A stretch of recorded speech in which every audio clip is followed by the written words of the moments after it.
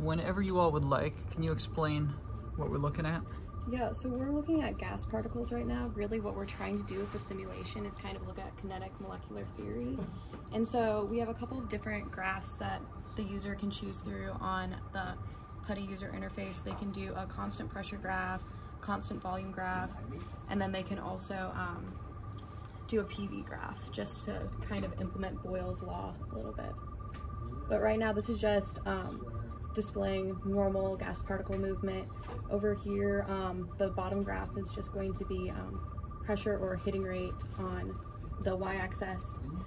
X-axis is going to be just time. Okay, so let me just make sure. So these are all our particles bouncing around. How many of them are there? So there's 150. 150, and they're bouncing off the walls, and they also bounce off one another, it Yes. seems. Yes, so visual range kind of varies between the particles. We realized at our lower temperature values, they weren't colliding enough, so the visual range was increased on some of the graphs for that to kind of compensate. Okay. And then down here at the moment, you're plotting collisions with the wall, which is sort of your proxy measurement of time, or of pressure rather, versus time. Yes. Okay.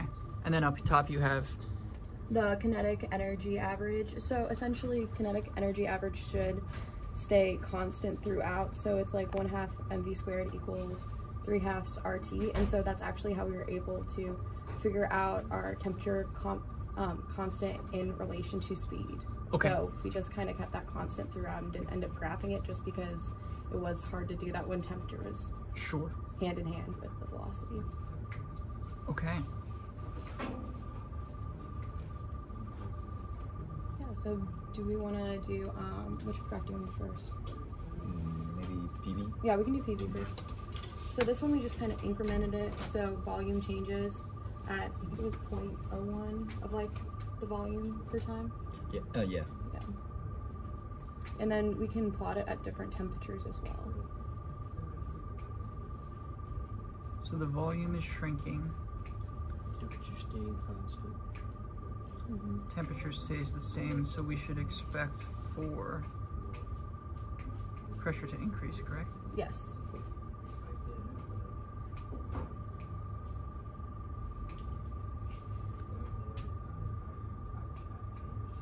And we can show different temperature settings. Yeah, and because they all hit the wall really quickly at the end, you get a couple of weird dots at the beginning because of the wavefront. But because of the way the collision was set up, the wavefront just kind of dissipates. Now this is a higher temperature? Yeah. Yes. This is at 10 on our scale. And the original one is 3. So now the kinetic energy is still staying constant, though it's higher now because the temperature is higher. Yeah, it's still constant. What's the red curve? So the purple curve is Boyle's law, what it should really be at that temperature. We did have to change it a little bit with where it hit on the y-axis just because of the different scaling of the axes. I see, so you're comparing, the purple here is the theoretical curve, and then the yellow is your what's measured. Happening with hitting rate. Okay. Wow, so it's tracking it pretty much exactly. Yeah, and the reason we kept the scaling at the 2000 is you can see there's a couple of dots that went up to the side, but if we would have scaled it down, it would have been harder to see the differences in the temperatures. Okay. And then I'm going to put the phone near the speaker because there is a sound as well.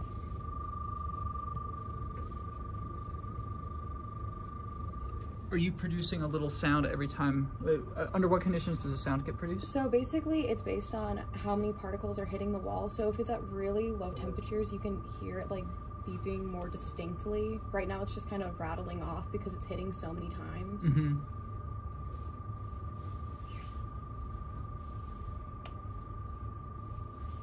So we can show CD graph.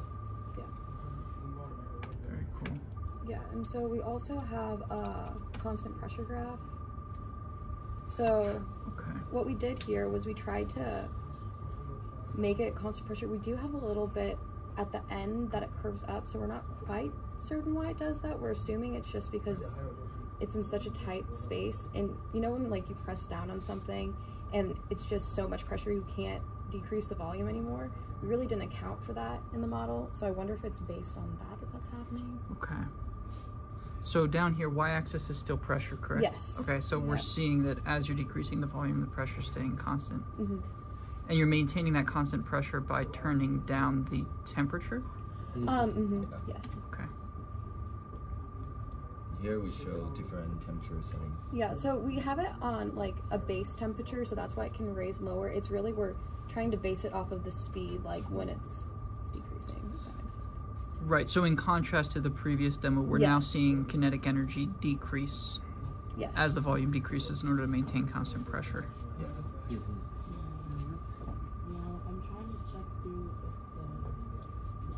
And it's trying to keep that hitting rate approximately constant, correct? Yeah. Okay.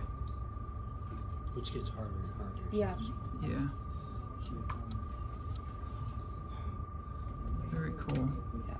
This one, we scaled it up to a lot of different temperatures, and it was a little bit interesting to me that because of the way the constant pressure worked, you could fit a lot more into the 2000 graph. So we had a bit of a bigger temperature range you could vary with.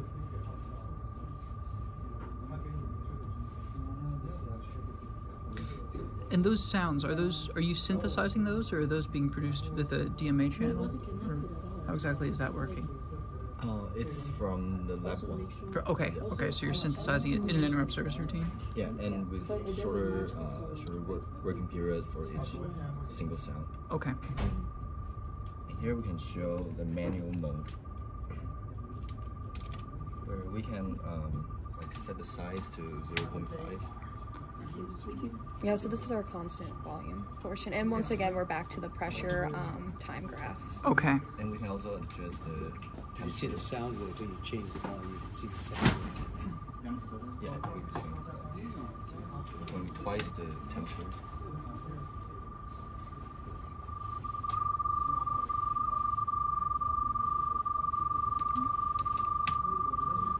Yeah, you can see a little. And if we slow it down,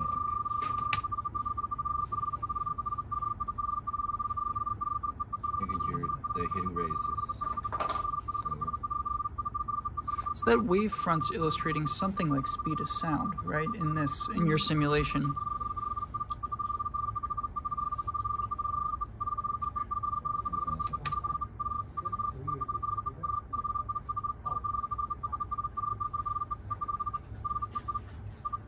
So you can hear the pressure decreasing. Very cool.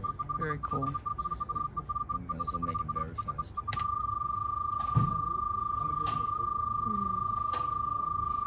Really interesting.